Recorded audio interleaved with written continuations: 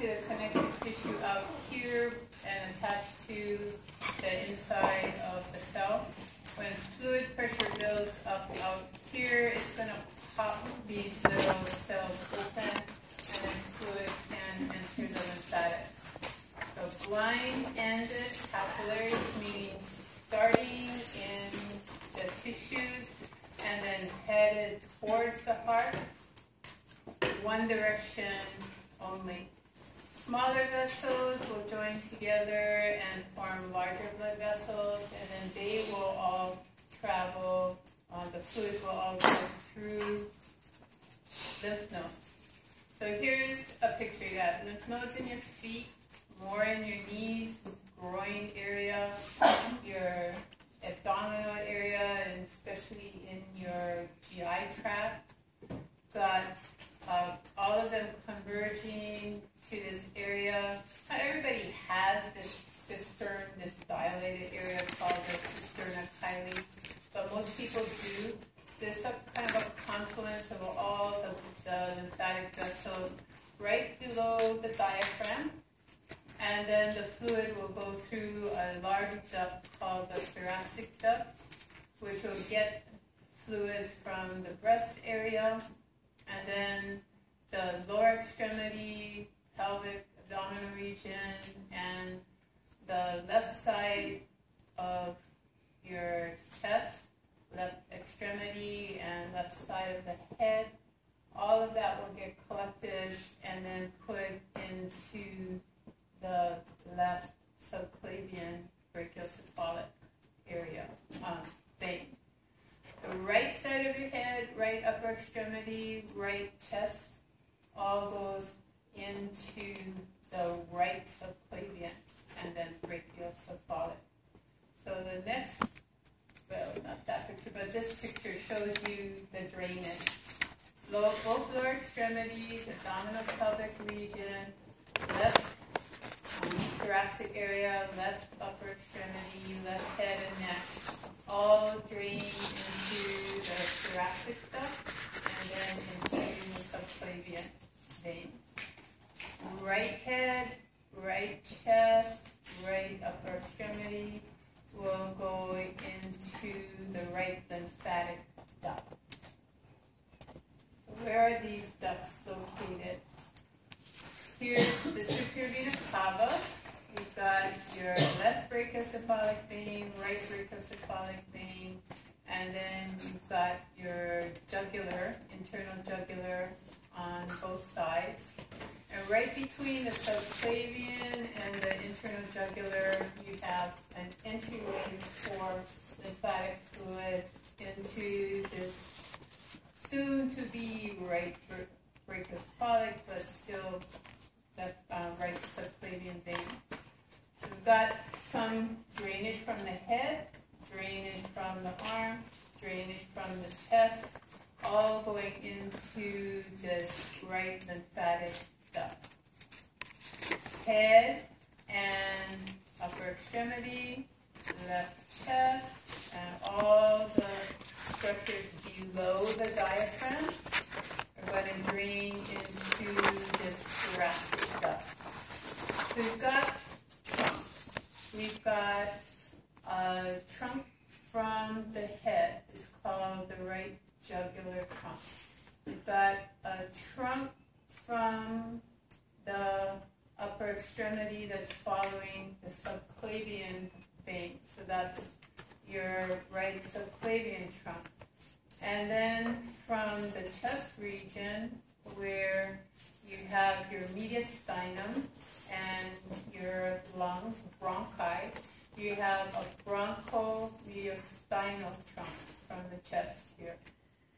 Then that trunk and these two other trunks will then bring fluid to the right subclavian trunk and then into the venous blood. Thoracic duct continues all the way up and into the left subclavian vein. It will have fluids from the left jugular trunk the left subclavian trunk, and the left bronchomediastinal trunk, bringing fluids to it. Ultimately, all the fluid that drains into the tissues that's in excess of what the tissues can tolerate will go into the lymphatic system, get checked for pathogen, and ultimately, as it's hopefully been cleaned of anything that's not supposed to be there, go back into the bloodstream. So you maintain your circulatory volume.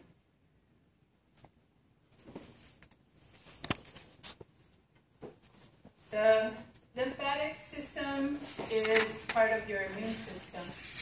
Not necessarily set up for that purpose, but because the vessels are so open to fluid getting in, then any cell that is out there in the white blood cell population can get into the lymphatics and use the lymphatics as an alternative passageway to the blood system.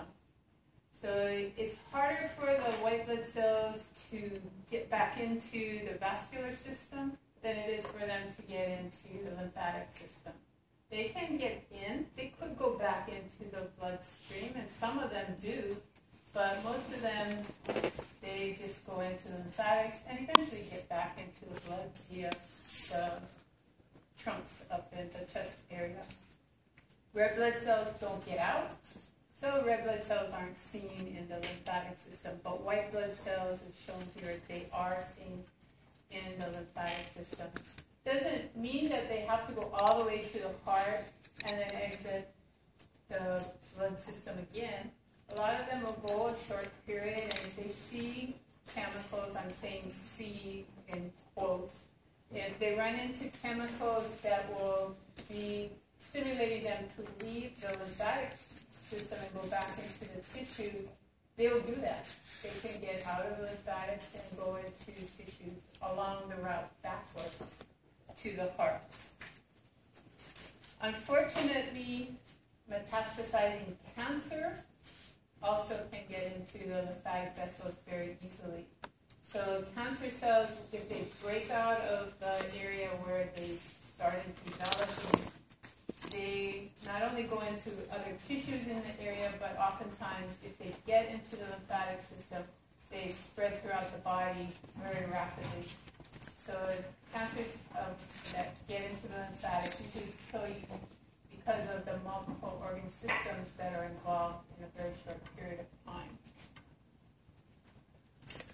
This is a picture of the valves to remind you that those lymphatic vessels as well as medium-sized veins will have valves in them. And these vessels, the lymph and the veins, are relying on the skeletal muscle pump to push them back to the chest area, and then the lung and the heart will help with the return of the fluids. When we look at tissues on slides, we see arteries, we see veins, but we very rarely see the lymphatic because it's just a simple squamous cell thick and very floppy. If the fluid's not in it, it collapses and just looks like other connective tissue. The veins, more smooth muscle, arteries, a lot of smooth muscle, so they're very easily distinguished on a slide.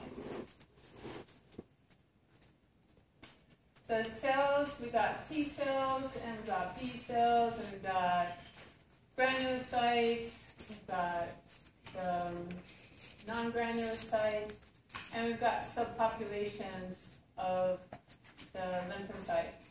T cells, we've got cytotoxic, which kill other cells.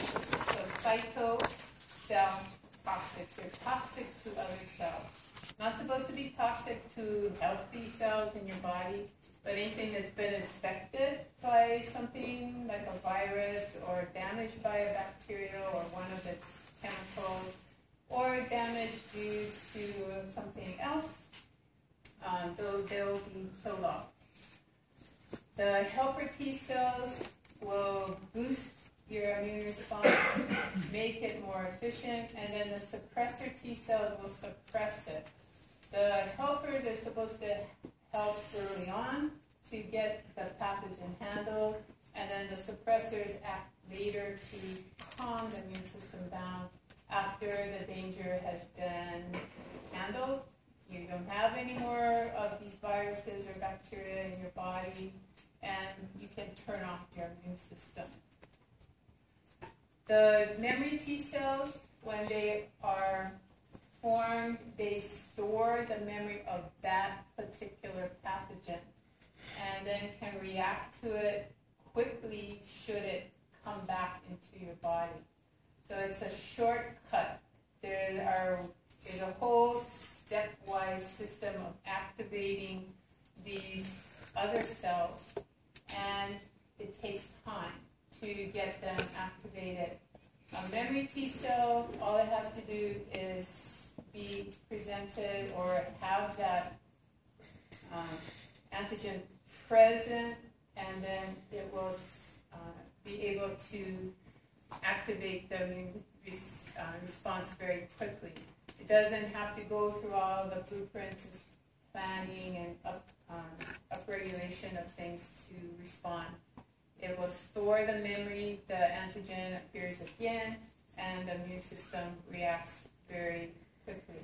They think, I haven't looked recently, but they used to think memory cells lasted around 20 years. So, might be longer, but probably around 20 years. B cells, well, T cells, they're named because they're educated in the thymus by thymosins. So all that T stuff is related to the capital T. The B cells, they're actually identified in a chicken, first in the bursa fabricus, and named B cells. Fortunately for us, they are also made in the bone marrow, and so the B cells now stand for bone marrow cells. But T cells and B cells, once they are released, they can undergo mitosis in any tissue. They don't have to be always produced in the bone marrow or always in the thymus. Once they get out into the tissues, they can proliferate. There are memory B cells as well that will respond if there's a second interaction with the pathogen. B cells can turn into what are called plasmocytes. Not that they're making plasma, but they are making antibodies that will then go into the plasma. So antibodies will form what are called humoral immune responses. They'll bind to antigens and help to agglutinate cells so that they can be lysed. They'll cover antigenic determinants so that they can't irritate other immune cells. They help to kind of handle the pathogen as they're leading up to phagocytosis and deletion of that antigen. Okay, so memory B cells, probably again around 20 years or so, they store that memory.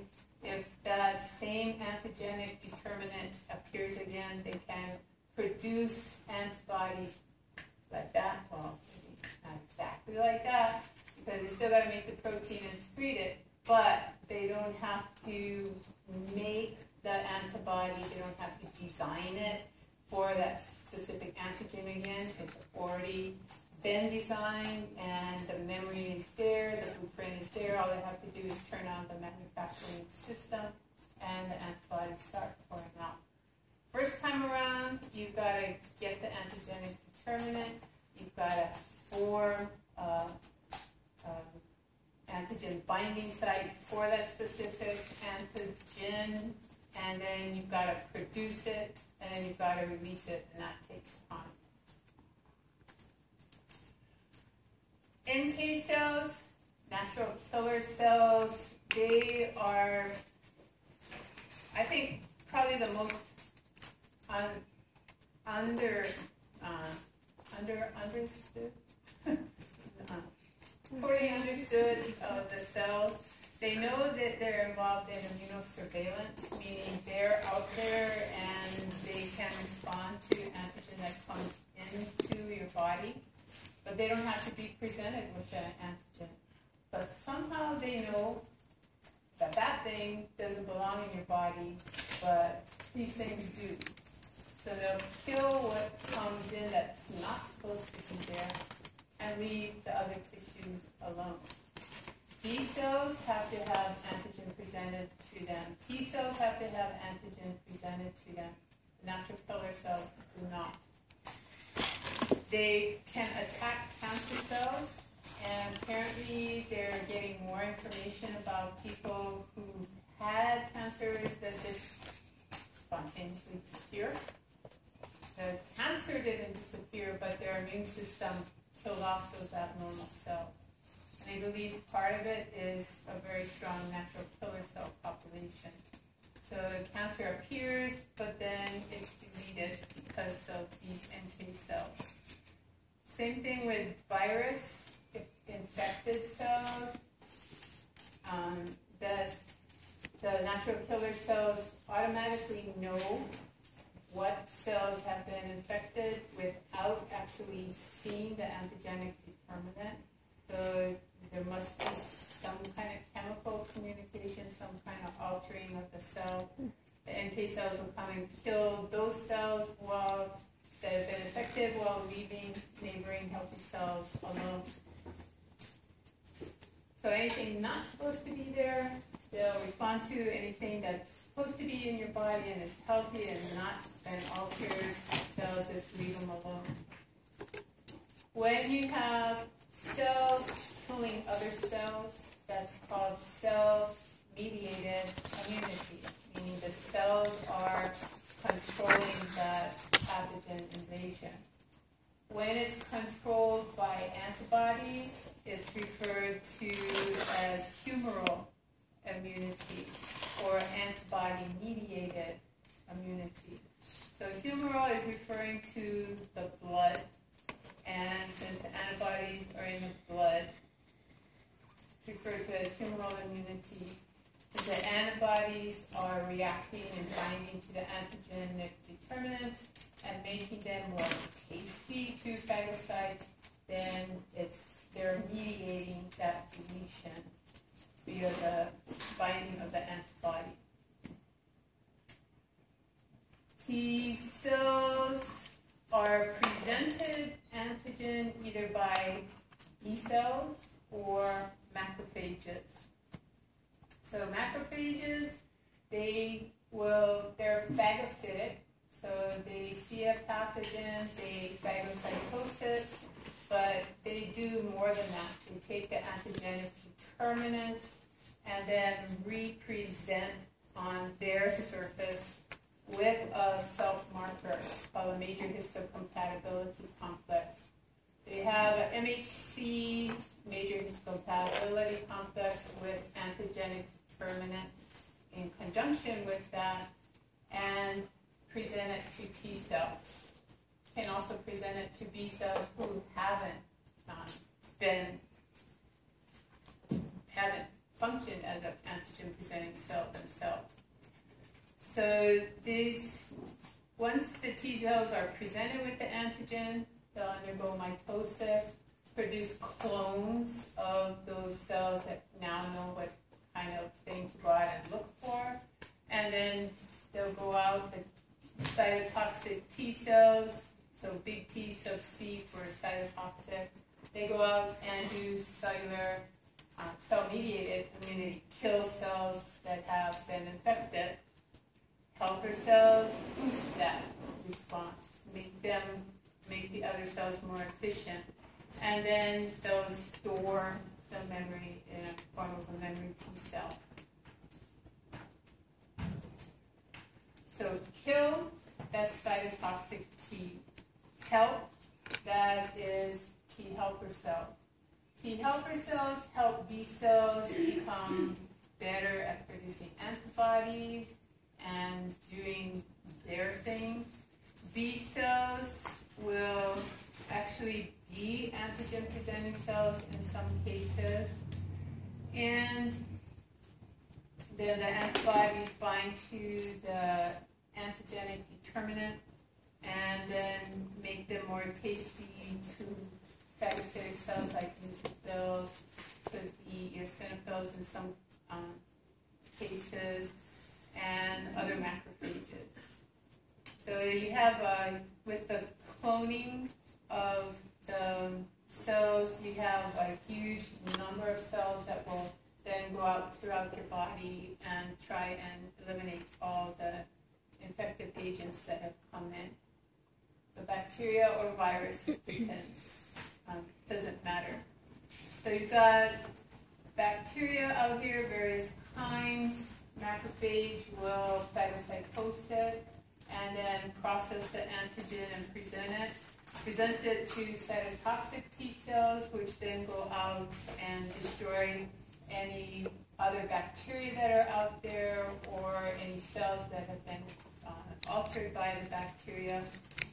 Helper T cells then will help with the boosting of B cell response to produce antibodies, so turning them from just a B cell to a plasmacyte. More antibodies then bind to the antigenic determinants of the bacteria, and then there's more likeliness that a phagocyte will bind and lyse them, or it will phagocytose them.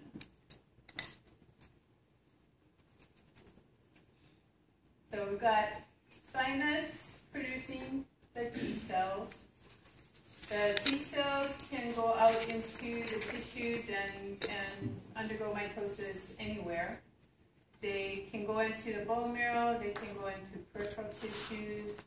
B cells originate in the bone marrow, and the B cell line usually is coming out of the bone marrow and then goes to peripheral tissues and reproduces there.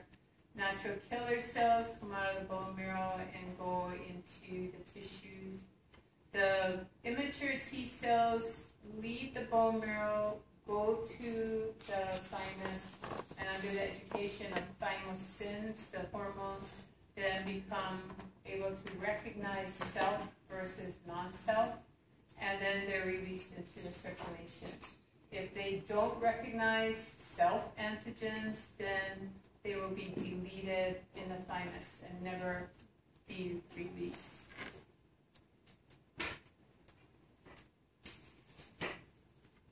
Lymphoid tissues, we've got scattered lymph cells all throughout the tissues. If they're in mucous membranes, they're called MALT, for mucus-associated lymphatic tissue.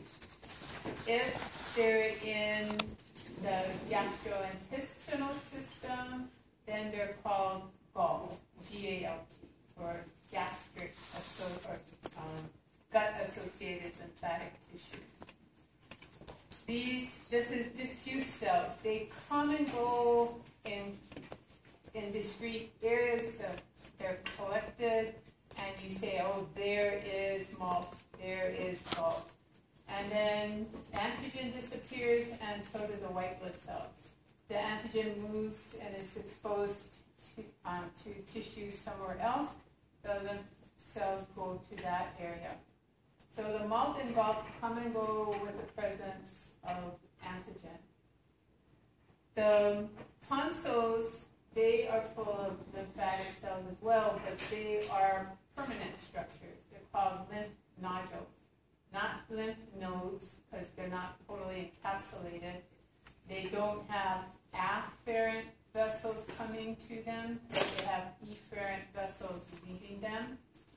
The saliva, the stuff in your nose that drains down into the back of your throat, will be passing your pharyngeal tonsils and your palatine tonsils and your lingual tonsil, and the fluid and whatever's in them goes through the white blood cells, and they react to pathogen that's there.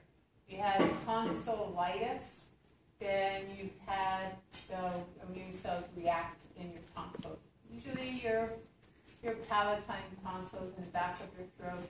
Sometimes the pharyngeal tonsils up in your nasal passages will get things if you've been in your nose and inoculated yourself with something up your nose, or you just inhaled something and it's gotten into the fluid and gotten to your pharyngeal tonsil.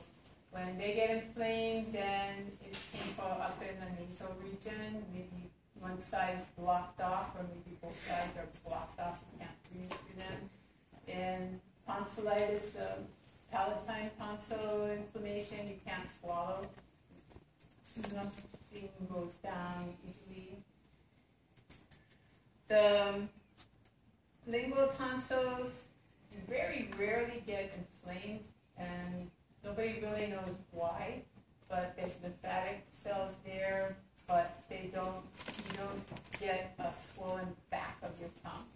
And that's where the lingual tonsil is. If you go to the mirror and get a tissue paper and grab your tongue, pull it way out, you can see those tonsils on the back of your tongue. Peyer's patches is an eponym for the gut-associated lymphatic tissues. A lot of them in the appendix, which is usually seen a lot of watery fecal matter. It's hanging off the cecum, which gets all this watery stuff from the small intestine. And so it oftentimes needs to fight the pathogens, the bacteria that may have come in with these watery secretions from your small intestine. The small intestine, duodenum, jejunum, ileum, they will have Peyer's patches as well. Comes and goes with the presentation of antigen to the submucosa. So there's a lot of bacteria in your gut, but it's not supposed to get into the submucosa. And when it does, then the lymphatic cells will react to that. So a tonsil will have little clefts in it, and the fluid from your nasal passage or your mouth will percolate down through those little clefts. There'll be efferent lymphatics on this side. If pathogen is present, then the cells will undergo mitosis. When they're kind of clear in the center and darker around, those are called germinal centers. You got younger cells in the center that have more cytoplasm, and older cells in the periphery that have less cytoplasm. So the nuclei of the older cells tend to be closer together and look dark purple, and the areas in the center with the younger cells have less cytoplasm around the nucleus, so they appear clearer on the slide. So the presence of germinal centers means pathogen was there, and the cells are reacting to the pathogen.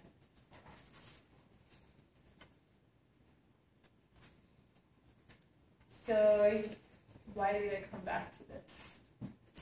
Oh, I guess to talk just about the lymph nodes before we go on to the other slide. Nodes are usually about 1 millimeter to 25 millimeters in diameter.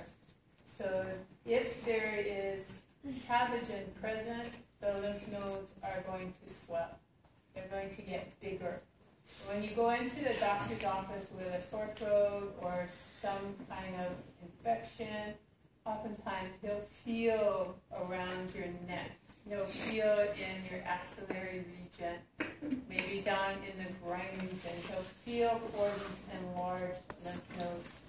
And then he knows that whatever maybe you had in your throat that's causing tonsillitis, it also got into the circulation, and now it's causing inflammation of other lymph nodes. The lymph node will have afferent vessels bringing fluid from your tissue into this capsule and then draining through this mesh B cells are hanging out. B cells tend to be out here, and then down deeper, the T cells tend to hang out there. It's called deep cortex. And then you have a mixture of T and B in this medulla area. So primarily B cells in the outer cortex, T cells in the inner cortex, and then a mixture of the two in the center area, the medulla. In this area where you have the light and then dark, you've got older B cells out here, new dividing B cells in the center. So this is your germinal center, older cells on the outside. You've got this subcapsular space with reticular fibers that the fluid will go into from the afferent lymphatics and then percolate through the area where the B cells are attached to the reticular fibers. If there's pathogen present, then you get the germinal center. If there's no pathogen present, you don't get germinal center. So it's an indication that the cells have seen something shouldn't be there, and now they're undergoing mitosis to help to fight that. B cells in the center area are responding by creating antibodies. They become plasmacytes. So already as the pathogen is percolating through, you're already starting to undergo antibody production. The pathogen may be deleted here by the white blood cells. It may be some is passing through and going out the afferent lymphatic vessel. If it is, then the antibodies shortly will be following it. Initially, you get a very non-specific antibody release, but over time, you get a very specific antigen-antibody interaction with a very specific antibody binding site. That will take time to develop. Blood vessels go in and leave the tissue, but the primary purpose of a lymph node is to look at lymphatic fluid, not to be monitoring the blood for pathogens. Okay, so this area where things go in and out, blood vessels and efferent, that's called a hilus. We'll be using that term for a lot of vessels like the kidney and the lungs, so keep that in mind. And then Thursday we'll pick up with that.